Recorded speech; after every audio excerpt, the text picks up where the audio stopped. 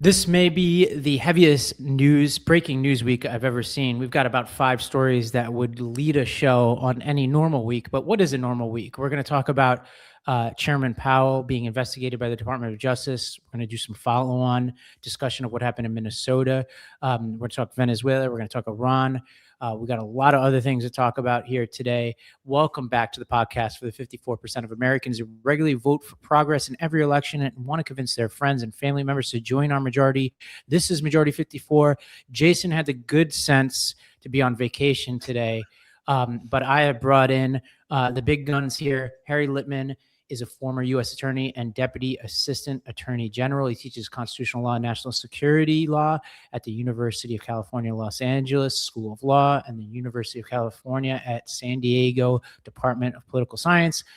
He's all over the place. He has the Talking Feds podcast, which I absolutely love. And we just have a lot of law and illegality to talk about today. Harry, welcome. Really good to be here. Big shoes to fill with Jason, who's also on Talking Feds a fair bit. So I'm really happy to return and be here for the first time. Well, he and I are both fake lawyers. We have JDs, but really don't do any real practicing of law. But before we go anywhere, let's start with Powell and hear from the man himself, who actually, tries to stay relatively private outside of official, Fed speak, quarterly announcements and whatnot. But he came out with a video that turned some heads this weekend. Let's go to this clip. But this unprecedented action should be seen in the broader context of the administration's threats and ongoing pressure. This new threat is not about my testimony last June or about the renovation of the Federal Reserve buildings. It is not about Congress's oversight role. The Fed, through testimony and other public disclosures, made every effort to keep Congress informed about the renovation project. Those are pretexts. The threat of criminal charges is a consequence of the Federal Reserve setting interest rates based on our best assessment of what will serve the public, rather than following the preferences of the president.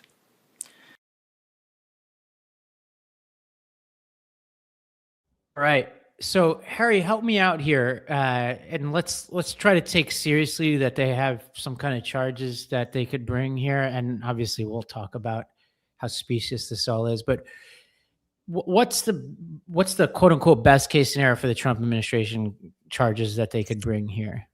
Well, let me just start by it's hard to take seriously. And the statement by a guy like Powell, who you say is as buttoned down as they come, is extraordinary. To come out of the box and just say the president is being pretextual, as he plainly is, really is a kind of seismic moment within the sort of cushioned, polite realm of Washington, D.C. Here's what they're saying, however, Ravi, that when he testified to Congress, and you saw Trump previously sort of needling him about this, about the cost of the renovations of the Fed building, which, like most federal buildings, have gone up and up. He was in some way deceptive about what the overruns consisted of, or whether they would happen, whether they were checking every box. It seems even in terms of the testimony that was totally down the middle and by the book. But the notion that this could ever ground a perjury investigation is really fanciful. Yeah, there's stuff lurking in the background here, because if you have anything, like you'll be watching the news, you'll be like, this person resigned, that person resigned, including some people from the Fed. And what's obviously happening in the background is they're pressuring other people, and some people might not have as totally clean a record as Powell. So somebody might have something that's like totally legal, but they don't want to pay for a lawyer, or they had some, they messed up some paperwork on something. And what seems very clear to me is that this Trump administration, whoever they don't like in government, they're going to them and bullying them out of their positions. And they're trying to now publicly bully Powell out, even though they don't seem to have much on him. They have nothing. You make two really good points. The first is, for Trump's purposes, he's got to know the case is going nowhere, but the expense of a lawyer, the sort of disrepute for, as you say, a guy who's led an impeccable life, the general scandal, all of that exacts a cost of its own, whether or not, and this, you just can't imagine this one going to, I say you can't imagine, but it would have been hard to imagine with Comey, would have been hard to imagine with James, but with this Department of Justice led by Pam Bondi, maybe it's not so hard to imagine. But the second point here is what Powell's really making. If this succeeds, even whether or not it goes to criminal charges, it means the independence of the Fed, and the Supreme Court, in doing away with independence of a lot of agencies, has really emphasized the Fed's keeps its measure of professionalism and independence. If he can succeed here in cowing Powell, whether or not charges are brought, it means future, whoever he puts in the future, whoever anyone is in that position, the independence is compromised. And that's just catastrophic, really, for the U.S. economy, the world economy. And that's what Trump is, real game is here.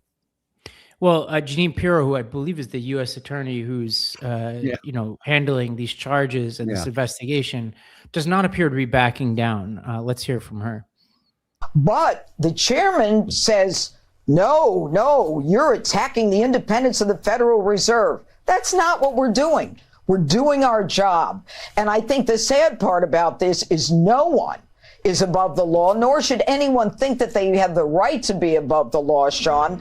And I'm curious to those who claim, oh my gosh, this is a terrible thing, even in our own party. What do you suggest? Are there certain people that you cannot investigate? Are there certain people that we look the other way and throw complaints in the drawer? That's not the America that I grew up in, Sean. Just to be clear, Judge, you gave them an opportunity to just talk to you and say, what's going on here? Why are these massive cost overruns? They didn't get back to you. That's what happened? He didn't respond. Right. Instead, he comes out with this crazy video. If you write me one time and I don't respond, I'm dead. So it would have been smart if they just responded and had a conversation with you. I wouldn't be sitting here today, Sean. And so what we've got now is a case that, the chairman is he's objecting to, and I can't tell if the claims are out of control or whether they're true. If there are cost overruns, is it the contract? Is it the subcontractors, the contractors? Is it normal? And lying to Congress. Did he know about it? Did he know about the numbers? Did he not know about it? I do an investigation, and I do it quietly until I get to the point where I can say something. So, Harry, this whole idea of cost overruns, I just don't even, this is a guy whose White House renovation has already doubled in cost in just 3 months. Like, what am I missing here about cost overruns and the criminality of that? Like when you're in a public role like Powell. Nothing. So yeah, this is the ultimate gambling in the casino where dog bites man. Every federal construction project has cost overruns, but of course, perjury to Congress involves so much more, some kind of nefarious plot to know about overruns and deceive Congress, withhold it from them. As Powell said, they were punctilious in doing all their notifications of Congress. Really, this is clearly a target in search of a case, and this was the best they could find, right? If they could have had some mortgage fraud or whatever, as is their kind of MO with other officials, they'd have done that. If it comes to it, maybe a traffic ticket. This is all they could get on him in order to exercise the kind of pressure that I think Powell is, calmly but indisputably calling out. This is about policy, interest rate setting. Which do you want to be in the independent expertise of the Federal Reserve, or do you want it to be dictated by Donald Trump? That's really the question here. Yeah, and Senator Kramer essentially admitted what this project is all about. Let's go to this clip. Maybe pulling back, but maybe the point should be, if you're the attorney for Jay Paul and you want to avoid an indictment, how about you go to Jean Pirro and say, I'll make a deal. I'll step down today if you'll drop the investigation today. To me, that would be a win-win for everybody. Well, I'd love that. I mean, we've all talked about getting him out of there. A win-win for everybody, Harry. I want to emphasize again, because it gets a little arcane, but the Supreme Court has had a sort of demolition project that Trump has championed and actually provoked, of taking away independence from agency after agency, saying that Trump can fire whoever he wants for whatever reason, with the exception of the Fed, which everyone understands. Even if it's legally inconsistent with what they're saying, they just are cabining it off because it's so necessary to the national economy, the federal economy. So this kind of, clear assault on that independence, and what you just saw, we can make a little deal. You can just step down and leave on the heels of scandal. That's not a very attractive deal, is obviously designed to do the one thing that the Supreme Court says you cannot do. You can't just fire someone willy-nilly. And there's very, very good reason for that. And it's those reasons that, as I say, are really at stake here. I think a final question to ask on this is whether Democrats should demand something, and this is related to the ICE cuts and the Federal Reserve. We'll talk about ICE in a second. Ahead of this January 30th shutdown deadline, Senator Tillis already said that he's going to hold up Fed nominations in light of this. I think Warren said she'd hold up every nomination, right? I think that should be the case. I mean, obviously, there's only so much Democrats could do on their own, right? But they certainly can get back into the shutdown fight. And I know people might be tired of this, but I'm like, between this and what we're about to talk about with Minnesota, never mind the war powers questions and everything else, just the incredible disrespect. Respect is the wrong word. Just like unconstitutional steamrolling of Congress.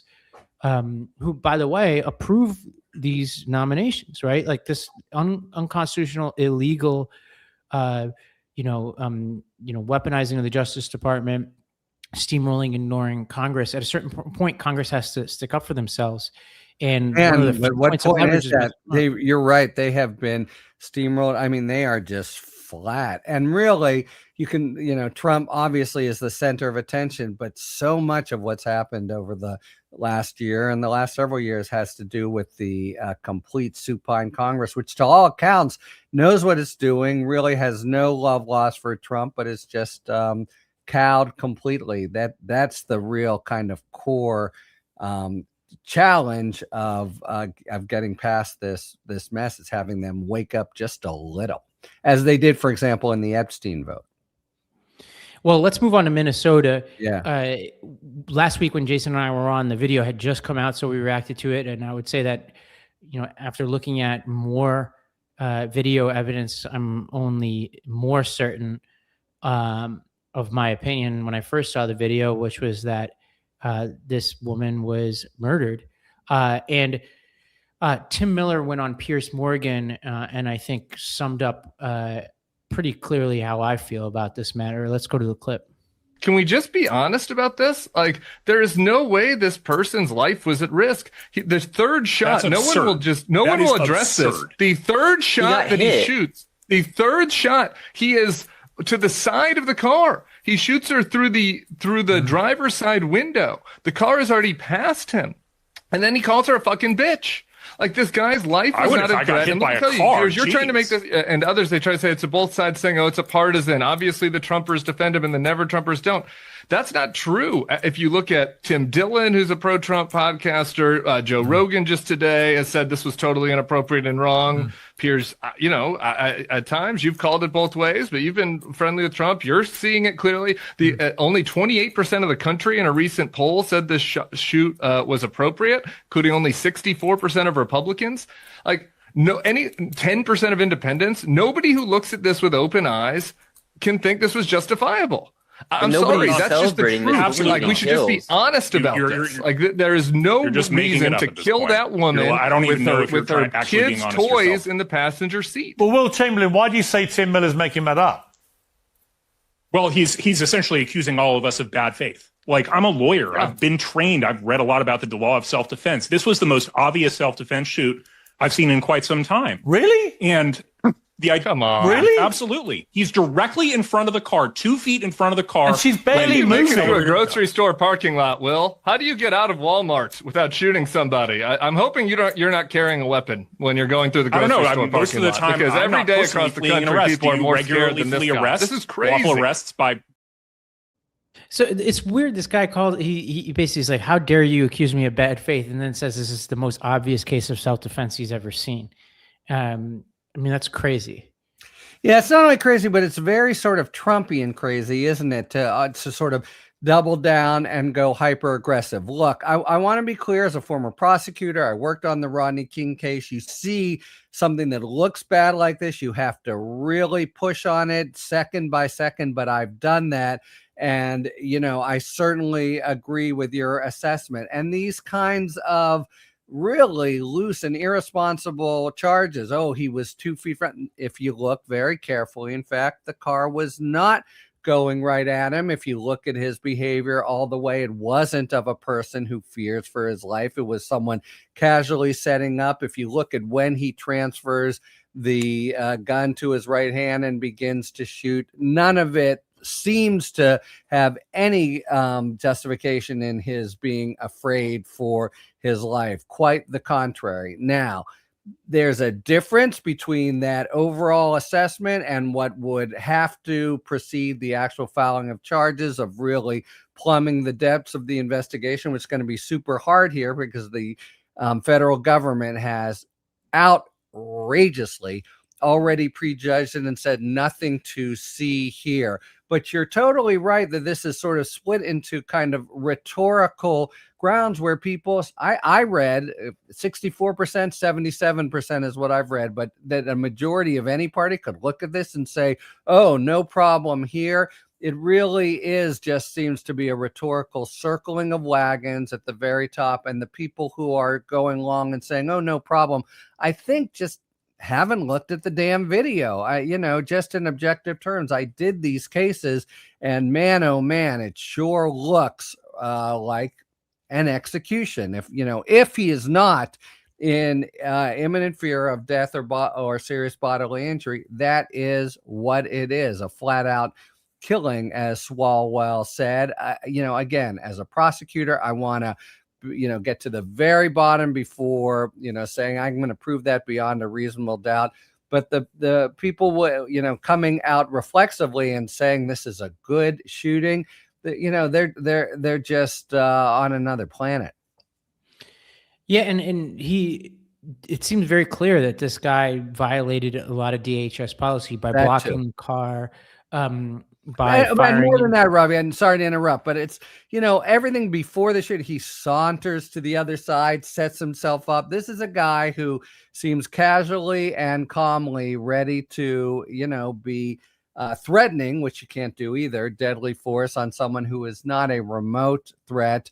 And then there's this argument that when she puts it in forward at that very second, it's it isn't even then. But the careful dissection of the tape, which is what you have to do, gives a pretty damn clear overall perspective that this is a guy who is just shooting her not because he's not because, and remember, it's the car under the administration theory. It's not her. So the idea is that the car is this deadly weapon, but he is not in the line of the car, contrary to what that guy just said in your clip. It's close, but he's not. But it doesn't matter. He sets himself up there, moves to the side, and then, of course, as Tim says, leans in the window and just like executes her.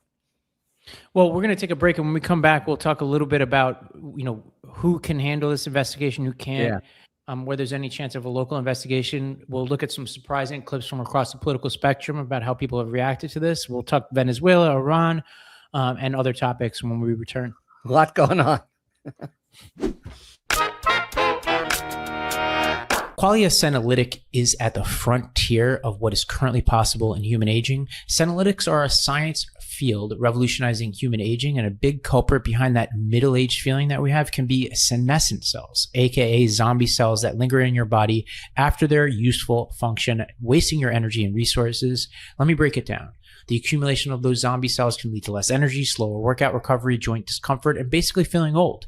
Qualia Senolytic is a groundbreaking, clinically tested formula supplement with 9 vegan plant-derived compounds that help your body naturally eliminate those senescent cells, helping you feel years younger in just months. Here's how it works.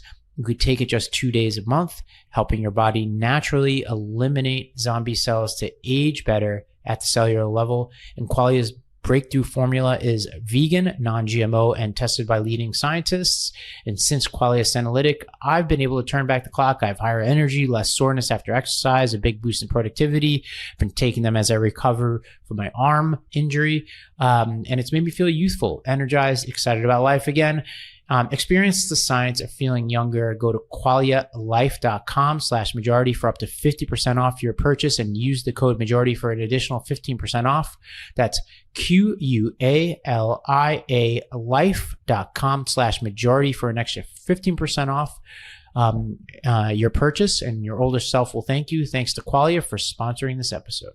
2026 is the year you launch your business, the year you transform into an entrepreneur, founder, boss, and one powerful move puts you firmly in your own hands, and that's starting a business with Shopify. Maybe you've got an idea you can't shake, a craft everyone tells you to sell, a store you've been designing in your head. With Shopify, 2026 is when you finally make it happen. Shopify gives you everything you need to sell online and in person, and millions of entrepreneurs have already made this leap, from household names to first-time business owners just getting started. We at the Midas Network use Shopify for all our businesses, and we couldn't be happier with them. Shopify gives you all the tools to easily build your dream store, and you can choose from hundreds of beautiful templates that you can customize to match your brand. And setup is fast with Shopify's built-in AI tools that write product descriptions and headlines and help you edit product photos. Marketing is built in too. Create email and social campaigns that reach your customers wherever they scroll. And as you grow, Shopify grows with you. Handle more orders, expand to new markets, and do it all from the same dashboard. And in 2026, stop waiting and start selling with Shopify. Sign up for your $1 per month trial and start selling today at shopify.com/majority. Go to shopify.com/majority. That's shopify.com/majority. And here's to your first with Shopify by your side.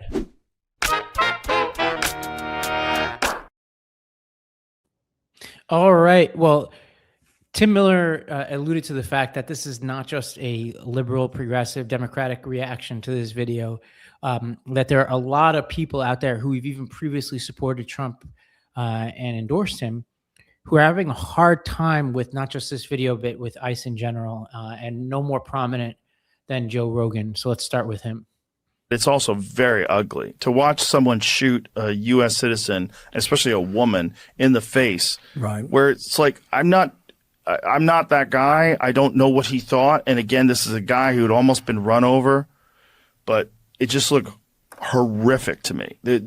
I mean, when people say it's justifiable because the car hit him, it seemed like she was kind of turning the car away. I think after that woman was shot, I think, unfortunately, well, everything's unfortunate about it, right? But one of the real problems is now ICE are villains, and now people are looking at them like murderous military people that are on the streets of our city, and they're masked up, which is also a problem, right?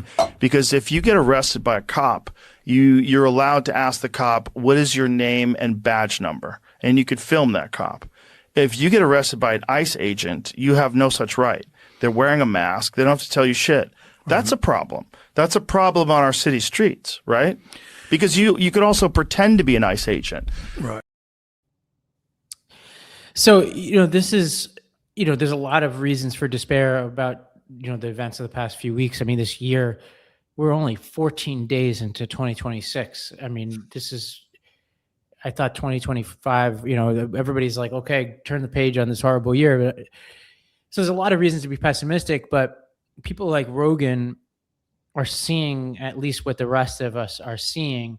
And there was another clip that I didn't play here where the comedian Shane Gillis went on Rogan recently, and they both talk about the strange, gleeful marketing that this administration has been doing, where they're gleeful and disrespectful and happy as they deport people, and they're creating all these weird videos. And it just came out, I think it was the Washington Post reported that the government is paying $8 million to pro-ICE influencers.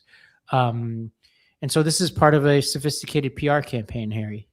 Yeah. And to me, Ravi, that's really the point. Look, this looks to have been, like Rogan's, excuse me, says, a horrific shooting, but we've seen horrific shootings in the past. Rodney King or the Floyd case, or any of a number, Kent State.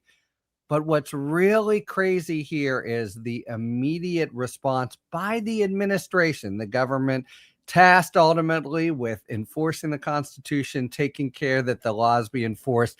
The immediate reflexive us versus them notion that, of course, this ICE agent must be justified. And as you say, they're really now, it just seems to be a regular practice. The first arrest here in Minnesota, the guy who comes in and like puts his arm in and says, "Get the hell out of the car." There's no crime that's occurred. That's an unlawful arrest. We have daily videos of basically people filming them, perfectly lawful, as you say, and nevertheless getting beaten up. That kind of thing couldn't spread as it's doing without some kind of tacit, or maybe not even tacit, kind of encouragement. And I mean from the top. Hegseth, Trump, they are chuffed about this. This is the image they want, showing that they control the streets and they're being tough in support of Trump's policies. So this makes it a more, to me, pernicious kind of development. It's not just, a rogue agent or police officer who goes berserk and over the constitutional line in a street encounter.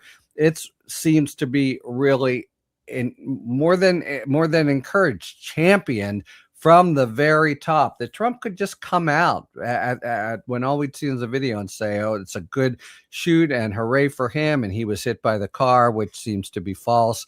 That's really, to me, the novel aspect here, the government's actual imprimatur, and one other aspect of, us versus them, and the woke state, complaining about little niceties like whether somebody is shot and killed in violation of the Constitution. Well, you talked about how the message is coming from the very top of the Trump administration. Here's Deputy Chief of Staff Stephen Miller talking about his view of immunity. To all ICE officers, you have federal immunity in the conduct of your duties. And anybody who lays a hand on you or tries to stop you or tries to obstruct you is committing a felony. You have immunity to perform your duties, and no one, no city official, no state official, no illegal alien, no leftist agitator or domestic insurrectionist can prevent you from fulfilling your legal obligations and duties. And the Department of Justice has made clear that if officials cross that line into obstruction, into criminal conspiracy against the United States or against ICE officers, then they will face justice. So tell us what the immunity, the qualified immunity, is really about here. Yeah, so I'm sorry, but the guy is, like, legally speaking, a moron, and as so with so many in the Trump administration, the louder he talks, the less authority he has. There's immunity if, in fact, you act, and only if you act by the execution of a reasonable federal mission. There's immunity, but that doesn't mean there's immunity to violate the Constitution. The Department of Justice has plenty of times gone after federal officers who, and actually states have as well. So what he first came out of the box with, here you can see he's sort of retreating, was there is absolute immunity. It's just wrong. It doesn't stop them from, and stop him in particular from, making these broad proclamations. So really all it's saying is, yes, it's true if you're doing your job right. And here most immediately, if Jonathan Ross, the shooter, is in reasonable fear of imminent death or bodily harm, that's tantamount to saying he's doing the job that a federal officer is supposed to be doing. And he would be. You're not, you can use deadly force if someone's imposing it on you. But if you're not, the immunity doesn't hold. So it's really a pretty kind of braggadocio from him, suggesting that it's much stronger than it is. It really all reduces to the same point. Was the guy in reasonable fear of death or imminent bodily injury? And if not, it gets very fine grained. You can see the Supreme Court going the other way, but the basic notion, it comes down to that. If he's not, it's not cloaked in immunity. By the way, let me just say a quick point here. This case, it seems to me that the U.S. is completely smothering. If Minnesota goes forward, you're going to hear this claim of immunity made very quickly. And I think it's inevitable. It goes all the way up through the courts the way the Trump immunity claim did, meaning the whole thing gets frozen probably for a couple years. If that's our fate, to have Minnesota have to do it, and better them than no one, I think this is gonna get on ice for a long time. And so as of today, the Trump administration is not cooperating with or sharing information with local authorities. They're not going to conduct a real investigation. You have to be fairly, I think it's fairly certain that they would pardon this guy. And so if they did pardon this guy and they didn't investigate him for federal charges, Minnesota could bring a case in federal court. Is there an equivalent state statute they could bring this under? Well, no, they would bring it in state court, and it would be for homicide. That's you can look at. So it's not pardonable at the federal level. Right. Yeah. Exactly. No, Minnesota homicide offense. I know it frustrates Trump to no end. He's trying to get his clerk who refused to do marriage licenses pardoned for her state offense. That's right. Minnesota.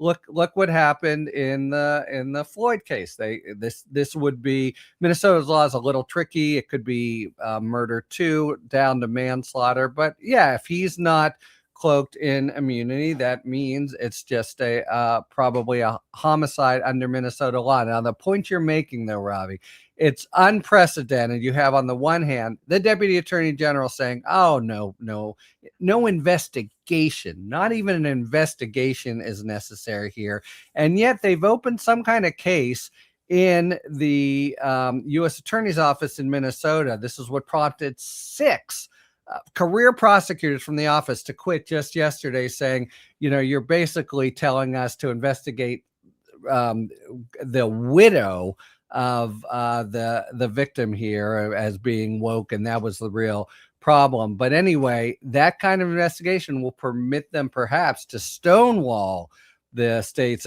Normally, you would do one of two things as the feds. Either you bring it yourself or you absolutely cooperate with the states. You've got parallel interests here, right?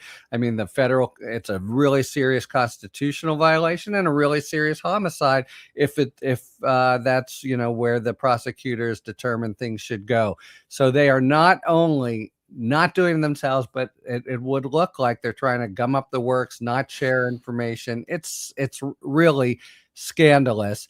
Now, in 2026, with all the video out there, all the eyewitness testimony, I think Minnesota probably can still make the case, but they are not just needlessly, but in an unprecedented way, being literally hamstrung by the federal government, whose job it is to, enforce the Constitution here. It's just gobsmacking. Well, one last video here, along the lines of the Gillis-Rogan conversation about how gleeful these people are. I've often wondered, and Jason and I have been talking about this for over a year now, where, I told him after the election that I was just worried about what kind of people would be signing up for these roles, these ICE roles. And here's one video. I mean, there have been thousands of videos that have been shocking this week, but here's one that I find interesting. Let's go to this clip. I don't care what they told you. If you guys get in my way, I will arrest you. Sir, we're just observing. Please calm down. You're going to observe all you want. I am observing. Do you see me in the way? I am bad. You had anger issues as a kid, didn't you? Were your parents present? You should be ashamed of yourself, man. He is. I love my job, thank you. You love your job? I can't believe I get paid for this. Really? I do this for free. Really, I get $200K. I'm a physician assistant. How long did you go to school for that? Over 7 years. I went to high school. I make $200K. People regard me as someone valuable in society. What about you? Your prestige? No.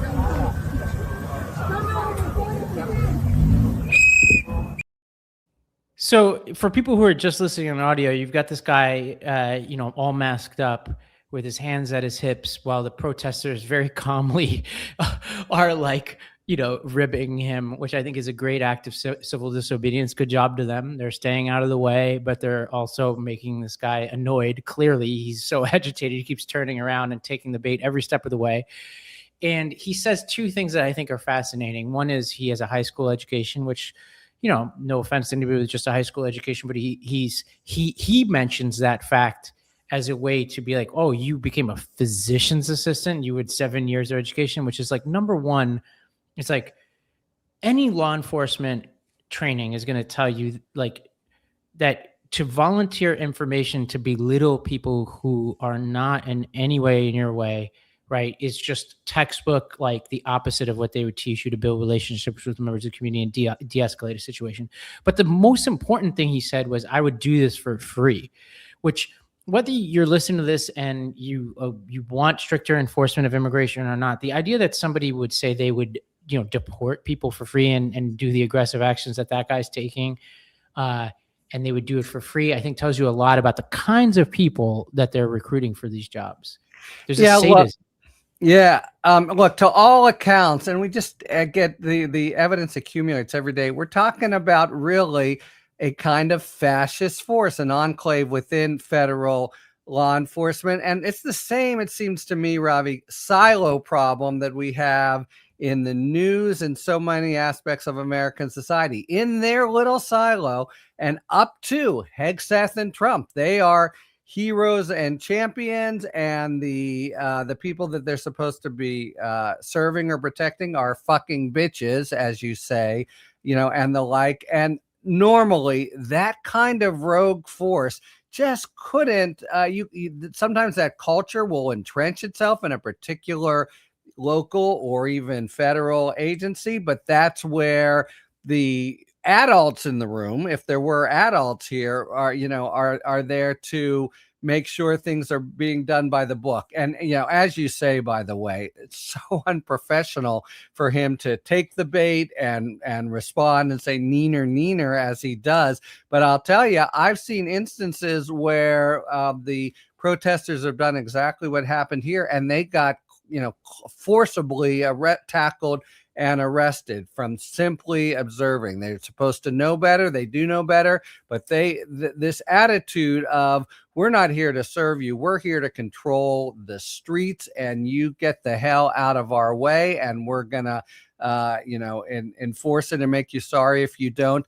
That's who ICE seems to be. And of course, you and Jason probably mentioned this, only in blue America, right? The whole reason that they're there in the first place has to do with the political opposition to Minnesota or Chicago or Portland. It's this, ridiculous kind of political effort to get at his enemies by Trump. That's why he's inflicted this force on us, and the force has the support all the way up, not including of its most sort of roguish elements.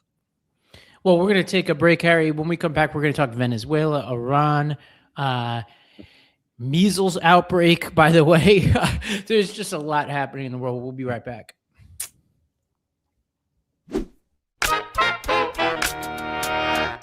Cook Unity is perhaps my favorite sponsor we have, and here's why. Cook Unity brings restaurant-level flavor to your fresh start with chef-designed dishes that balance nourishment, creativity, and everyday luxury. Choose your own path with new meal collections like fiber maxing, mood boosting, better for sleep, protein forward, And Cook Unity is also launching Chef's Table Lunar Feast Drop, a limited 2-week collaboration where chefs collaborate celebrate the Lunar New Year with symbolic, fortune-filled dishes and behind-the-scenes storytelling. With Cook Unity, you can explore how chefs are redefining wellness and infusing their creativity and cultural tools into each meal. My personal favorite has been the truffled fettuccine Alfredo with grilled chicken and Parmesan cheese by Chef Mina Srinavanas. And you could seriously taste the freshness of those ingredients. And I was left just in awe. I've been studying pasta, and I say that gets my seal of approval, A+. I actually was a Cook Unity customer before they actually became a sponsor. That's how much I believe in them. And I really love the variety that they have to offer. And it means that you could get healthy meals while also getting variety. They make it easier to achieve those wellness goals, especially in the new year. We're all focusing on those goals. They have all-star chefs, and their roster includes Food Network alums, James Beard Award winners, and acclaimed restaurateurs who balance bold flavors and nutrition in small batch meals delivered fresh, not frozen. Look, cooking quality takes a lot of time, but it doesn't have to be your time. With Cook Unity, there's no cleanup or meal planning necessary, and meals are delivered fully cooked, just heated up in as little as 5 minutes. Enjoy culinary masterpieces for way less than restaurants or takeouts and climbing grocery store prices. Taste comfort and craftsmanship in every bite from award-winning chefs behind Cook Unity. Go to cookunity.com/majority54 or enter majority54 before checkout to get 50% off your first order. That's 50% off your first order by using majority54 or using the code majority54 or going to cookunity.com/majority54.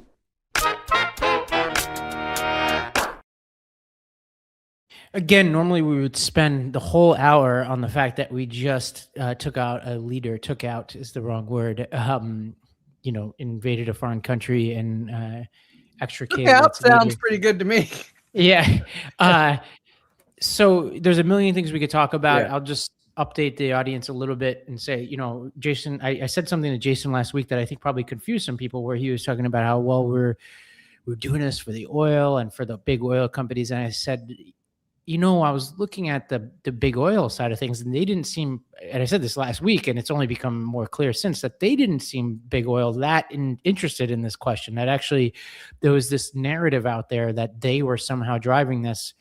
And it's not to defend people who don't need defending, but actually my point was, this was actually in all Trump's mind. He's in his lizard brain. He's like, Venezuela has oil. We can take their oil. There were a million different rationales that we wrestled with last week and tried to figure out what was really going on. But one thing has happened over the past week is a lot of these companies like Exxon essentially said it's not worth it, given the price of oil right now and what it takes to pull Venezuelan oil out of the ground and to refine it, given the nature of the crude oil there, that they're not that interested. Not that it would matter one way or another for our well-being, whether big oil in the U.S.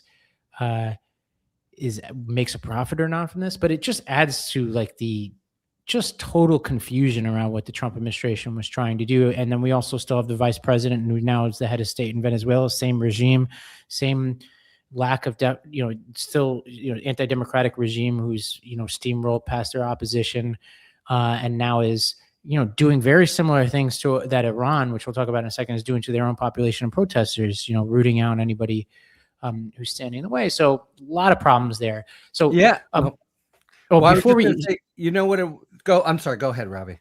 Oh, no, you go, Harry. Sorry. Yeah. Well, what it would matter for is the legal justification, because the other thing that just happened this morning is the release of the memo, heavily redacted, but written by the Office of Legal Counsel to justify. And people don't, I think, realize it's really sort of legal and technical, not to mention pretty dubious. But this has been justified as simply a domestic law enforcement mission. Nothing about law of war. Yes, maybe it's a violation of treaties. They don't even opine as to that. But this is just snatching someone who's broken our criminal law. That's the way, anyway, that the head of the Office of Legal Counsel puts it. And in order to justify it, Robbie, he part of the analysis is you give me the facts and I'll give you the memo, and the facts include this is a very small, contained, and temporary little incursion. So you're right that the snatching looked, it doesn't, not too much damage, only, had to kill 80 people. Doesn't really take on the magnitude of an act of war, but that's the notion. It's domestic law enforcement. We can ignore our international obligations that we've signed on to as a treaty, which the Constitution says is the supreme law of the land, but in part because the administration reports to me, the guy who's writing the memo, it's just going to be a sort of short, quick little thing, go in, snatch them, take them out. And if this does involve a sort of heart of darkness, a whole long arm wrestling with the oil companies and an effort to get the oil out of the land, and, we've seen Trump now trying to browbeat the oil companies into doing his bidding, that undermines the whole argument, which in fact really does seem to be pretty tendentious, right? This is like Trump in the wake of pardoning the ex-president of Honduras for doing all this drug stuff, now is saying we've got to go after this bad criminal for all the drugs. And yet, as you and Jason mentioned, sure seems to be a lot else going on. I just want to say that the actual legal justification depends on it being a short little operation. Well, Senator Paul, of all people, made some of the points you just talked about, and we'll take this in two stages. This is from his appearance on Rogan. So we're very Rogan heavy today for some reason. But let's start with Senator Paul talking about some of those inconsistencies that you just mentioned. I'll give you an example of what I think is bizarre. So we've been blowing up these people in boats off the coast of Venezuela. They're accused of running drugs, but nobody knows their names and nobody's put up any evidence. When we had them September 2nd, two of them were still clinging to the wreckage. They're shipwrecked. They blew them up. And so what I think is bizarre is I hear mostly my Republican colleagues say, well, we shouldn't have to. How do we know they're not armed? And it's like, but there's this thing called presumption of innocence. They say it doesn't apply. Well, it actually always has applied on the oceans. We've had drug interdiction, but we have always stopped boats and asked to search them. If they flee or shoot at the Coast Guard, they will get shot and blown up, but it's usually an escalatory sort of steps. We know that when the Coast Guard boards vessels off of Miami and off of California, 1 in 4 of the boats they board don't have any drugs on them.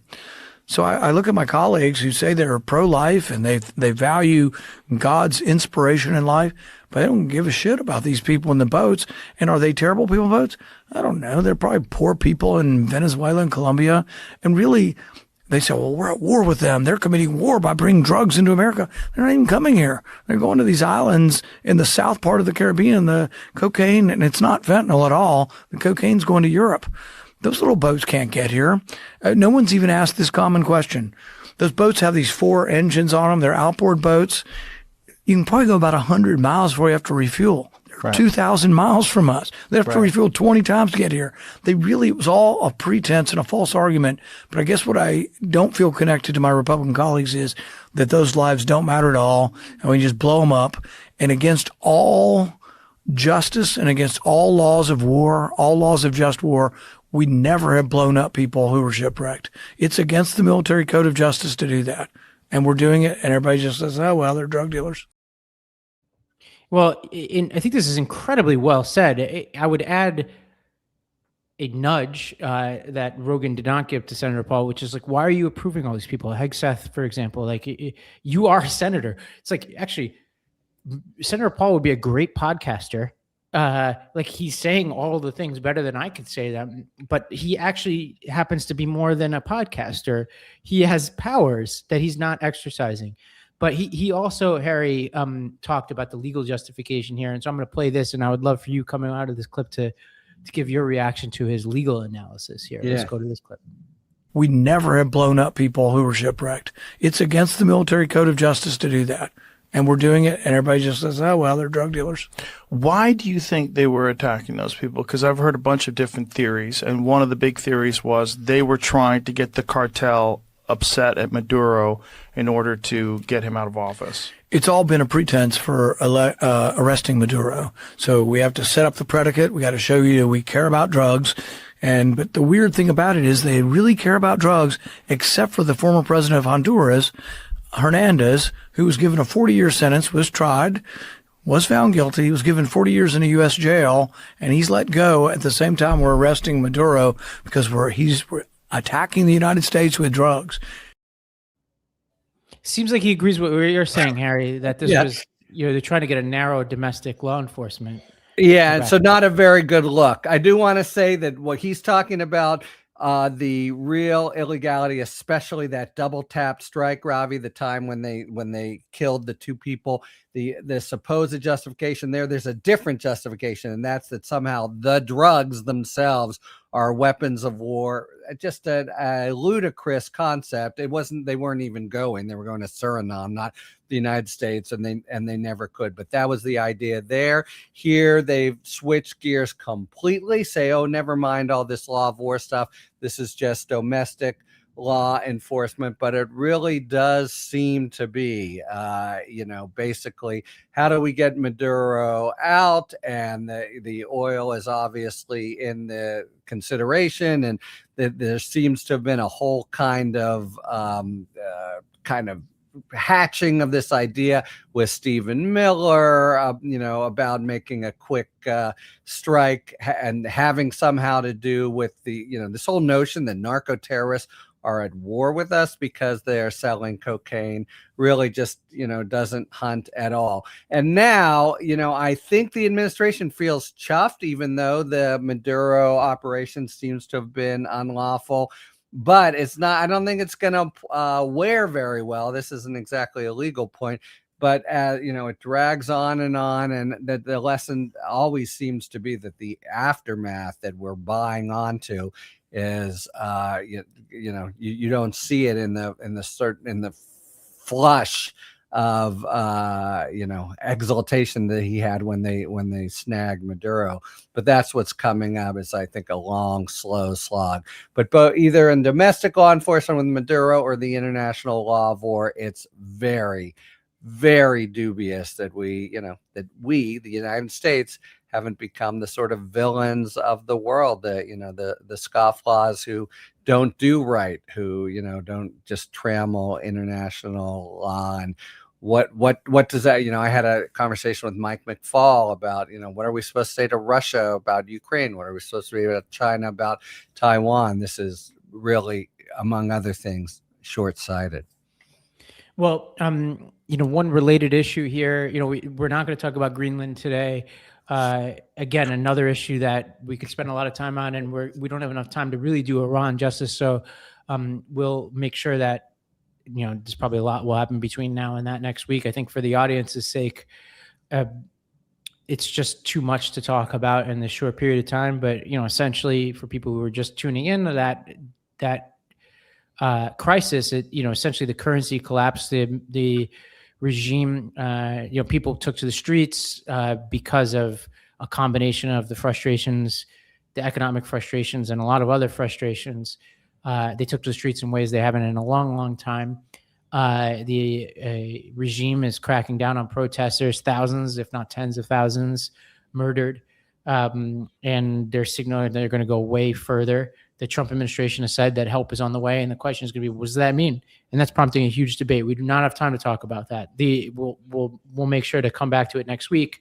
The other issue, just worth mentioning, that I talked about at the top of the show, and this is courtesy of CNN, Jim Sciutto, an ongoing measles outbreak in South Carolina has grown to more than 430 cases. The state health department has reported more than half of those reported in the past week. The vast majority of the cases have been among children, 92% of those, and nearly all have been with the unvaccinated who did not get the MMR vaccine. So that is another issue. And again, Harry, this is probably the 8th time I've said this. Each one of these would lead a normal show. I think totally. It's an indication that we're in some real trouble. And if you'll give me 30 seconds, who are we talking about? Hegseth, on the defense stuff.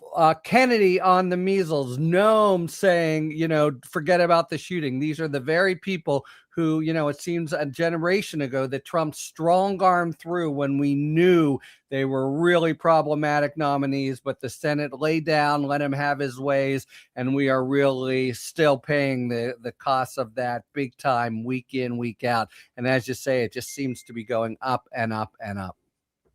Yeah, and to the Tillis, I mean, the thing that's right now, I think what distinguishes Tillis from Rand Paul, the two of them are better than the average GOP senator, but at least Tillis has grown a bit of a spine on the question of confirmation. Right. So I'm hoping that others like Rand Paul and Collins, Murkowski, maybe even McConnell, some of those people can step up.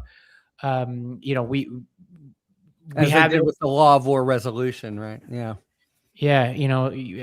I wouldn't say I'm hopeful based on the history of all those people, but that's the only check on Trump that we have left here other than the courts. And we know what those courts have been capable of. So Harry, thank you for being with us. For everybody listening, check out the Talking Feds podcast. Harry, anything else you want to plug while we got you here? So kind of, also Talking Fed Substack and YouTube, but I want to plug Jason Kander, your normal guy who is off and on Talking Feds and is just a real prince and very trenchant observer of the American scene. So thanks for having me in his big shoes for this week, and let's do it again. All right. Well, everybody, thank you for listening. Remember, we all have a platform. Make sure to use yours today. We'll be back next week.